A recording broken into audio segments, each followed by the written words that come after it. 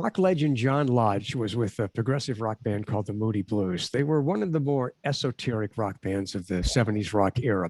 I talked to John last year because he had a song out in these crazy times, and it was a response to the pandemic and the lockdown. John has a new single out now, The Sun Will Shine. And that seems to fit this kind of mood that we're in now that the COVID chaos is kind of coming to an end. John, it's great to talk to you again. Hey, Scoot, and to you. Yeah. John, how are you feeling? Yeah, feeling good, thank you. Yeah, feeling good. We've all coming through strange times. I released a record last year called In These Crazy Times, and it was about sitting in isolation on my own and thinking about everyone else in the same position around the world. Probably for this first time ever, we could all equate with everyone. And the new song took place a few months later when I'm thinking, this can't go on forever. We've got to look at on the positive side. And when we come out of this, and I know a lot of people had sad times and frustrations through the last year. I know that we can't do anything about those things. But if we can come out of this positive and good humor and happiness, the people around you are going to feel that, and hopefully that will spread, and a new dawn will arise, and the sun will shine. You know, when this pandemic first started, when the lockdown started over a year ago, I remember saying on my radio show that just watch for the artists that do songs that reflect these times. And you and Robert Lamb and Rick Springfield and many, many others did songs that reflect the pandemic times.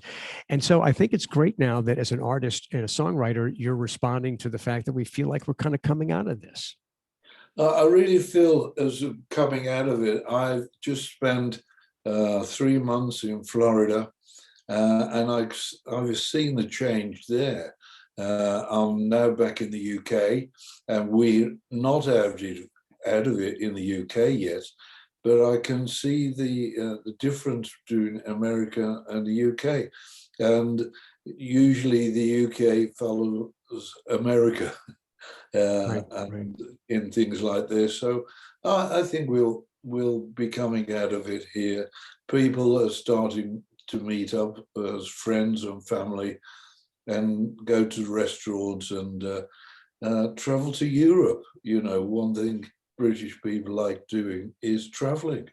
Yeah. And Europe has been a no-go for a year, but it's changing. And I hope America opens its borders up to English people as well, British people, so we can readily travel to America, because America's got so much to offer. Do you feel like America is more along in beating the pandemic than the UK right now? I don't know really what's going on. I'm a musician, and I keep my head down, and I have been vaccinated and did COVID tests. You have to do that to travel and to fly, and so I don't know. I never go into the politics of anything. And I just want to write about it and how it affects me and my family and my friends, and how we come out of this, and how quickly I can get back on the road with my 10,000 light year band and do what I do, because I've been doing this since I was 15, and having 14 months of not playing live on stage, it's the longest period of time in my life. John, you're booked on one of those rock cruises later this year. Do you think that's going to happen?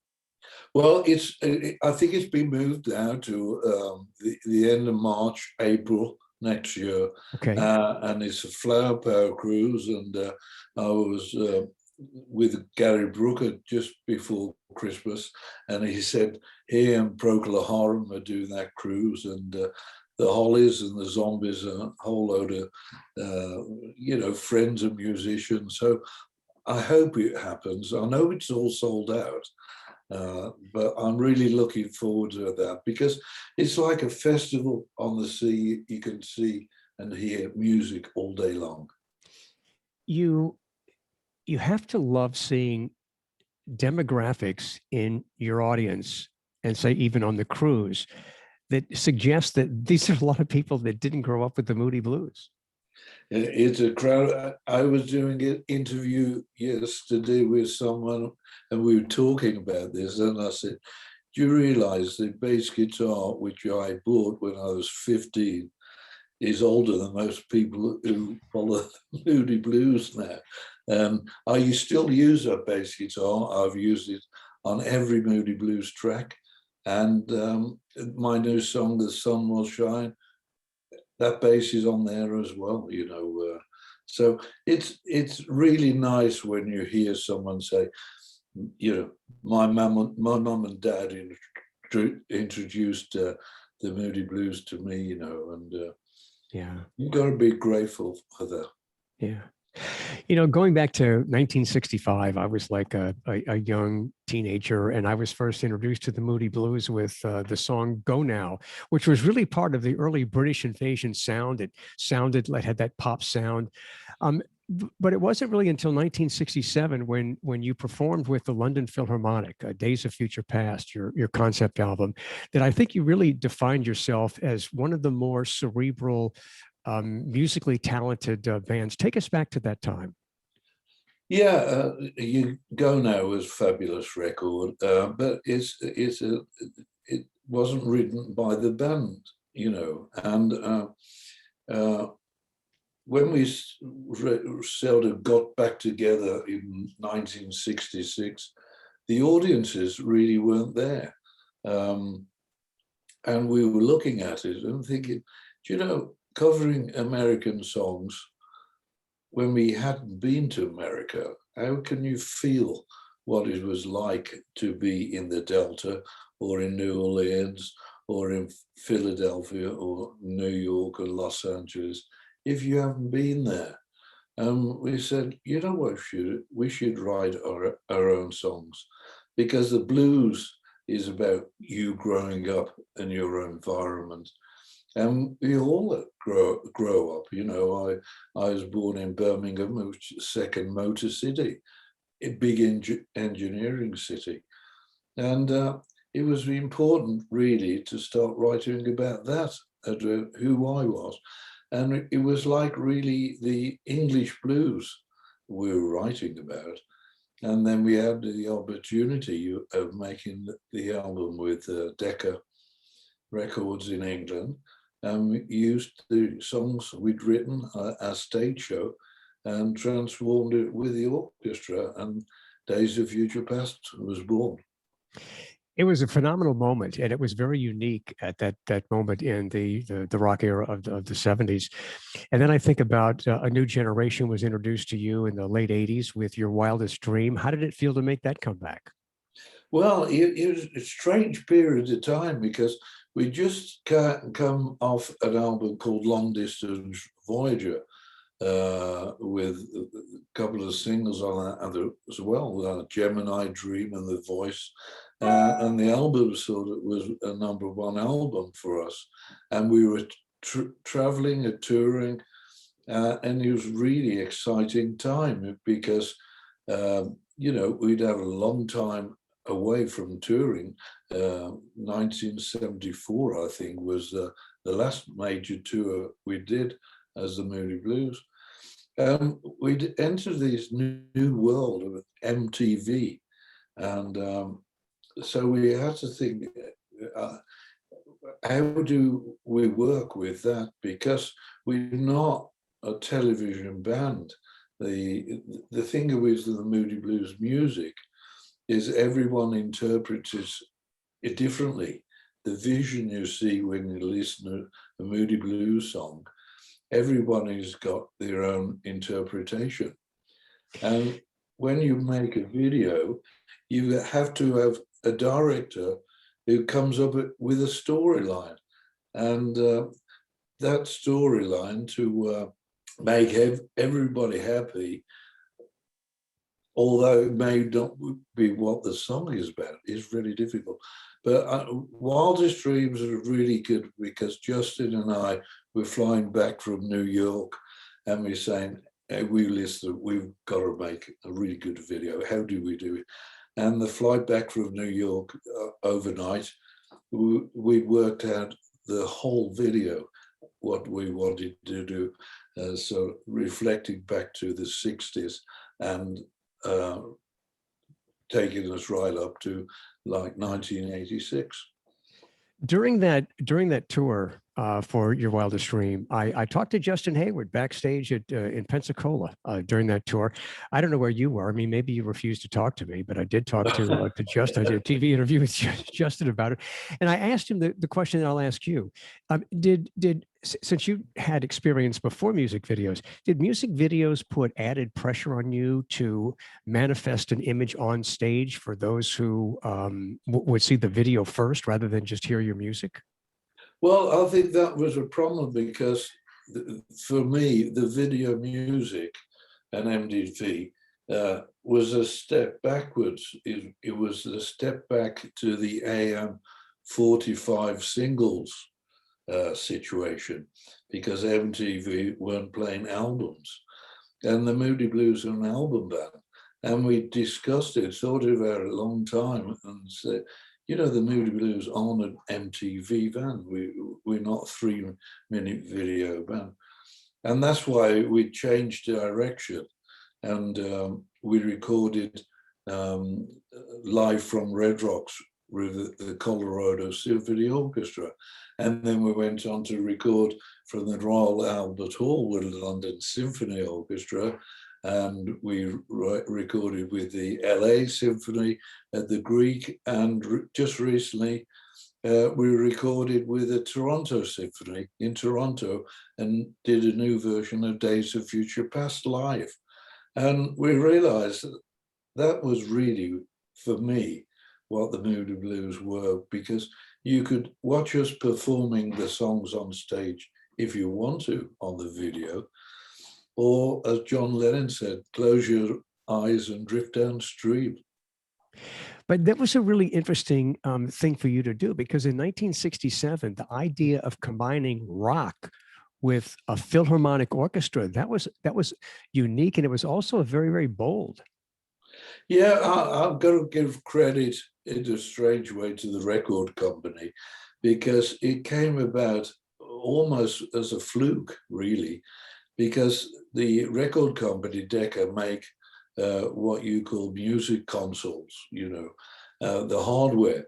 And they'd just invented this full frequency recordings, which really were stereo.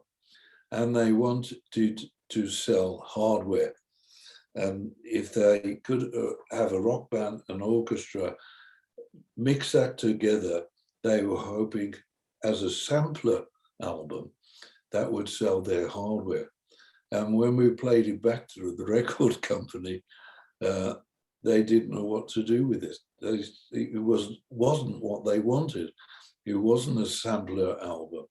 And but fortunately, we had two people, the head of classical music at Decca Records, a guy called Hugh Mendel, understood what we were doing.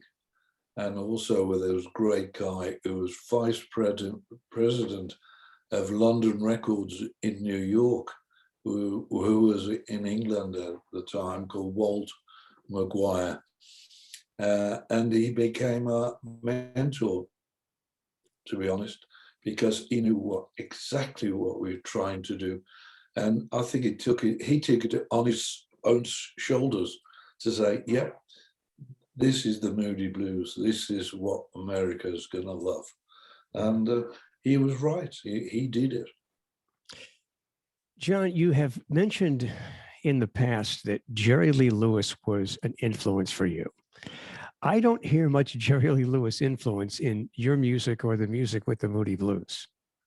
It was his left hand on the piano. I love Jerry Lee Lewis because of the energy. I've actually performed with Jerry Lee in England, and it was absolutely fantastic experience. But when I was growing up in England, I was sort of 13, and the school I went to, not far away, was a cafe. In the cafe there had a rock-all jukebox, and in that jukebox was all the greatest records of the time: Fats Domino, Little Richard, Jerry Lee Lewis. And I was wondering what it was about rock and roll that really drove me. What was it? And I realized the songs were great, instrumental part was great, but it was the driving left hand going out of the 12-inch speaker in the rock-all. And I realized all that boogie stuff was Jerry Lee was brilliant, Little Richard, Fats Domino.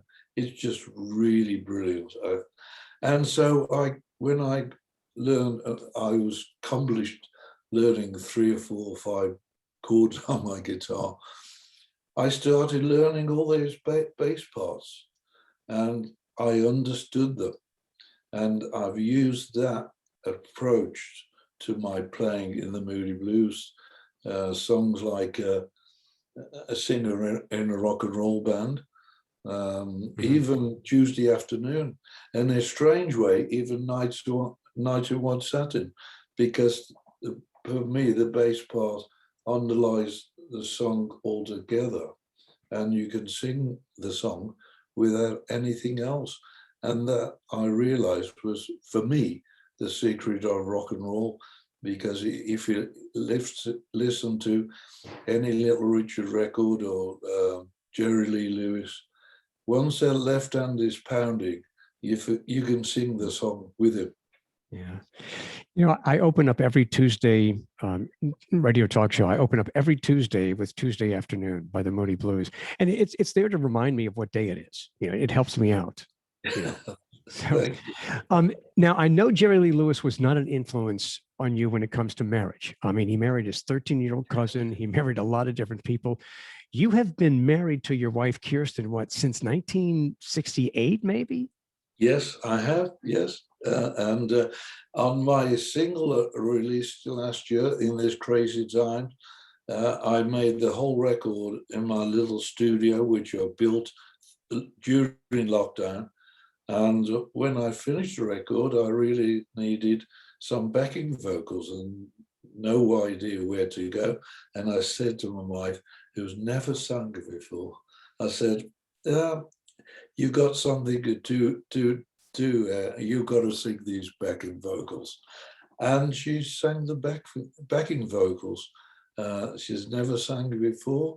And my engineer who mixed everything said to me, "Hey, John, who's singing the girls' part?"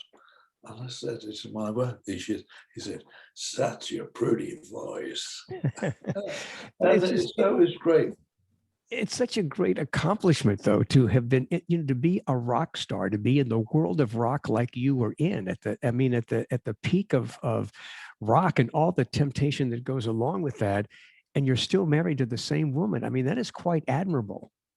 Thank you very much. Well, I've got to thank her, really.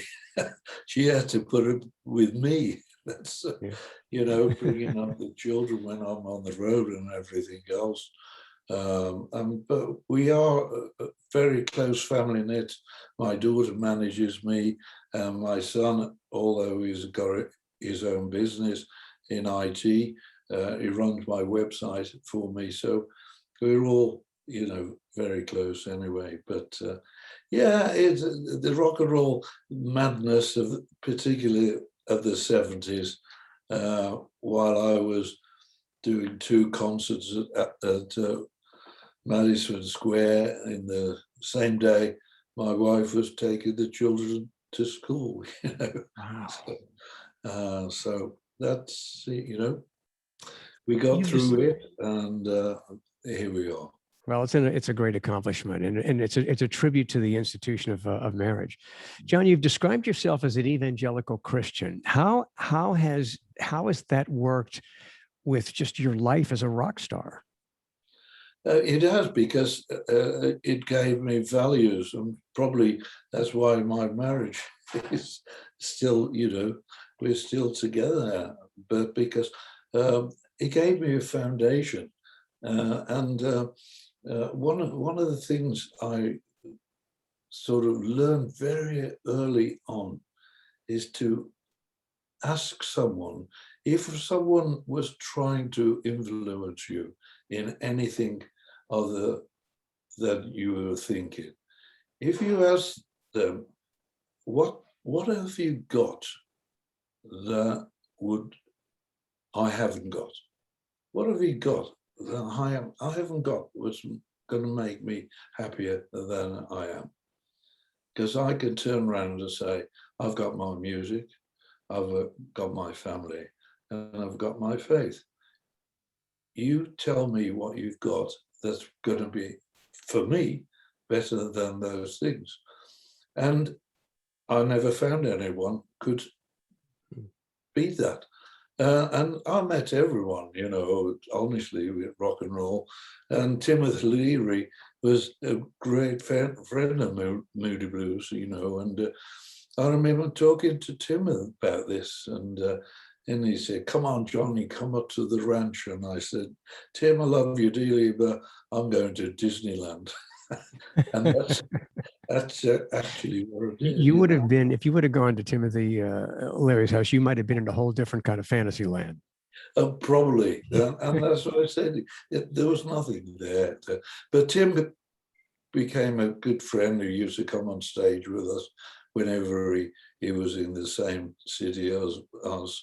And I remember one of the last concerts, he came on stage with his son as well. So, yeah. What do you think you'd be doing if you were not a rock star? Uh, I never ever thought I was a rock star anyway. I know that sounds strange, but when I got a guitar and I started playing and was in my bedroom like every hour of the day trying to work out how this guitar worked, because in England at the time, there's no one who could talk about rock and roll. It didn't exist. It only existed in America. We had things called skiffle, was like the English version of bluegrass, really. So as I was growing up, learning on bass, putting the effort into that, everything else happened after that. And but I suppose when I was 8 or 9, I'm coming from Birmingham, is second motor city, and I was always a car mad. I love cars, and I think I wanted to be a car designer. And basically, it's built on American car design, not English car design. And at school, I used to be drawing fantasy American cars, and I thought, when I leave school, I'm going to be a car designer at the Austin Motorworks in Birmingham. And but I found rock and roll before then. What's your favorite car on the road right now? Favorite car to drive? Yeah. A Bentley GT. Not because it's a Grand Tourer, it's not a sports car. But I've ventured with everything. A Morgan 4+4, I love that. But for everyday car, any SUVs, I like where you could see in an SUV the vision all around you. Yeah. And is that what you drive? And I can get my guitars in an SUV. Yeah. Is that what you drive now? Yes. Yes. Yeah. There are a lot of people who are critical of performers, not just rock performers, but it really focuses mainly on rock performers, of using their music and their stage platform to promote politics. How do you feel about that? I'm apolitical. I don't do politics. Uh, it's not my where I want to be. I find that the me when you relate to the Moody's and the history we've been through, not just as a band, but time. I remember when we playing in Prague in 1966, which was the Prague Spring, just before the Russians invaded there. We, we met so many people. Sorry, That's all right. we met so many people there who were there for the music, and for me, that's what it's all about. The music transcends all politics, and I think the big problem is now, for me, we need more music, less news, because uh, music for me brings us all together. And there's nothing better for me to put a record on my turntable or play a playlist from on my Sonos. You know, I'm a music man. I don't really do television, and I don't do politics. Let's talk about the new song, "The Sun Will Shine." Here are a few lyrics. "The world is at your feet. You keep telling me you're sinking. It's only a game you're playing." And then you go on to say, uh, "You're lost in your own illusion. How important can you be? Life is not like that. But in the morning, when you wake up, the sun will shine on you." What are you telling us? I'm telling you, don't be negative. Some people believe their own psyche so much that it's negative in a way, because they're not giving out. They've gone inward and not outward. And that's why the first chorus line is, "Life is not like that. But if you let the sun shine on you, life can be like that." And that's what I'm trying to, in this world we're living in right now. It's a bit of a disaster all everywhere. But if we all could be positive and joyous and bring happiness. I know it's the 60s, whatever, but it works. I know it works. I've seen it with me, with my band, and when you meet people and you talk music, it transcends everything. And but if you're negative all the while and you don't want to talk to people, you spread negativity, and that's not for me or the way it should go. Because of technology today, it's easier it's easier to appear to be a really talented musician. It was more difficult to pull that off when you didn't have the technology back in the day. What do you think of music today? Uh, I love live music, and when I'm in America, I go everywhere to see live music, and I'm not talking about major bands.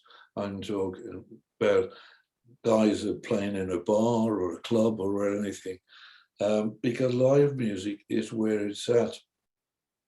For me, what's going on now, it's all about being in the studio and the production. And to be honest, whoever is in control of the computer is in control of the song. And to me, that's not what I want. When I want to create, I want to hit the button and record it straight away.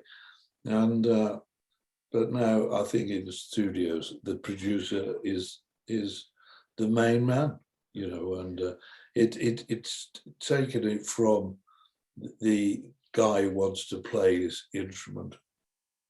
Will the Moody Blues ever reunite? I mean, is there anything we can do to get Justin out of Monaco? I don't know. Can we lure him out with something? Yeah, I don't know. I'm there all the while.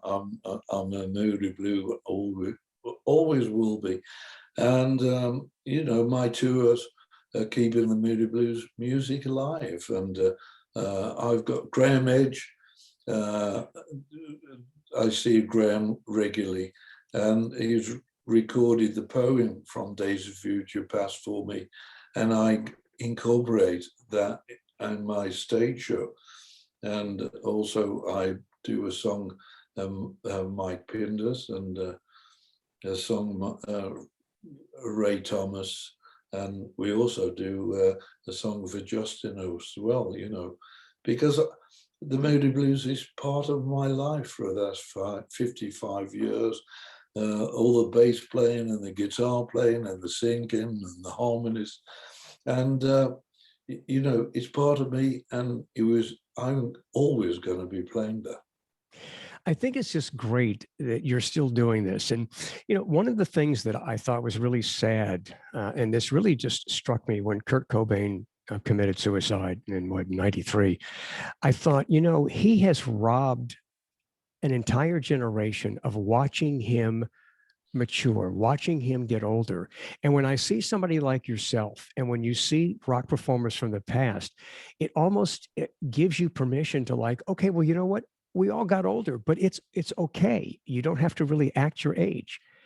And I think that people like you really do represent this comfort zone for people who grew up with you to still see you performing and active and talking about music today.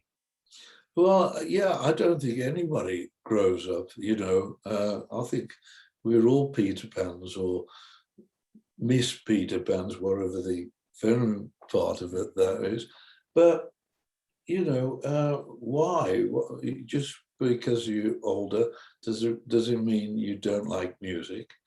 That's impossible, music is music, and we relate to it. If you've a fan that's grown up with us from the beginning, they'll know all the music from the beginning. But if you're a fan that's only started 5 years ago and is looking backwards and discovering all the Moody Blues music, and they go, I didn't know you sang that song. I didn't know you did that. So, yeah, I think we don't grow old. You have a very public image. Much has been written about you. What's something about John Lodge that people don't know that you'd like them to know about you? Oh, I don't know. That's an interesting question. I don't know. I think summed it up in Gemini Dream. I'm two people, really. The one goes on stage and performs and writes and records. And there's the other, John Lodge is really happy to be at home. That's the yin and the yang of my life, I think. And I can be very positive in both aspects. When you're on the road, sometimes everything's going wrong. But if you remain as positive as you can get out of that. And exactly the same when you're at home. You be home and you have disappointments and things go wrong. But if you try to remain positive, you can get out of that as well. And that's who I am. John, it's great to talk to you again. You look great, and I mean, this is it's an honor for me to talk to such a rock legend and somebody who was really part of a very, very unique rock experience with the Moody Blues. And good luck with your new song, "The Sun Will Shine." Scoot, thank you very much, and thank you to New Orleans as well. Liz, I'll show you this. Look at this. Can you see that? Oh yes, yeah, Fats Domino. Fats Domino signed. And I went to see Fats's house few years ago, and I left some flowers there because, as I said, he was the influence on me on the left-hand piano, and it was great to be there. And actually, I met a really close friend of his as well. So we shot the breeze, as the Americans say, and I had a great time in New Orleans. It was also interesting how many of the early British invasion bands really introduced young white America in the suburbs to our R&B, because the Beatles and the Moody Blues and the Rolling Stones, you saw such great wisdom in the music that was already here as R&B music. Yeah, it was.